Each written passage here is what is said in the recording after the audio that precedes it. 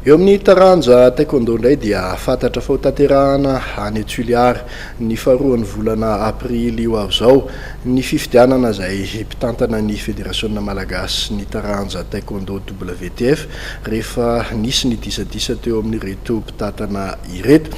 Voafaritra moa hoe ny any Toliara no hanatanterahana an'izay fifidianana izay. Misy anefa ireo filohana ligy milaza fa tsy nahazo fanasana sy tsy maharaka ny mahakasikasika ity fifidianan'ity mihitsy nefa napetraka atao any lavitra any ny fifidianana ny mpitantana vaovaon'ny taekwondo Madagasikara. Nilaza sy niantso ny mpanao gazety ary izy ireo mahakasika an'izay tsy fahazahoany sy tsy mazava amin'izy ireo eo amin'izay fifidianana atao any Toliara izay. Ny mahakagana ny vakinankaratra zany ligue vakinankaratra dia izahay dia manana an'ity certificat de conformité ity mivoaka tamin'ny 20 mars farany teo. Dia ity ny attestation de fonction amin'ny maha président ligue ny vakinankaratra anahy nefany mahagaga dia izao hatramin'izao mbola tsy nahazo ny convocation izay vakinankaratra amin'ny maha membre ny AG ny ny Fédération Malagasy de taekwondo. Dia zay eo indrindra no mahagaga anay fa ny vakinankaratra. Ny convocation tonga aty an-tanako dia milaza fotsiny hoe atao any Toliara ny fifidianana amin'ny 2 avril amin'ny 10 ora maraina. Tsy misy toerana ato zany hoe aiza ny toerana anaovana azy dia le convocation koa tsy misy ordre du jour.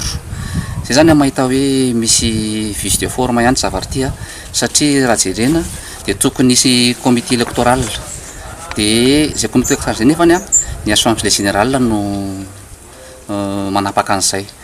Ny mikasika ny daty fifidianana tokony ihany koa ny assemblée générale no manapaka azy satria ny assemblée générale no ataontsika hoe manana fahefana faratapony eo anivon'ny taekwondo malagasy araka ny eo anatin'ny statut zany.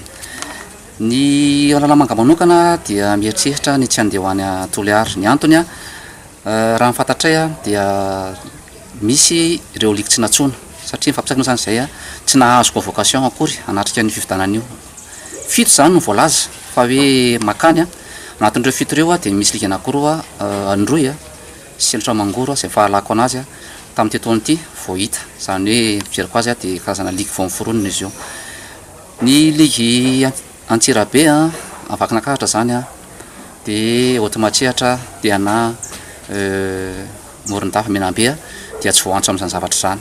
Aminay zany fomba fijery dia tsy madio tsy mangarahara ny fifidianana izay ho président en ligue ny président fédération atao any Toliara. Ny ligue Matsiatra zany dia anisan'ny ligue efa nijoro ela, manana équipe nationale maromaro angamba ny hatramin'izay.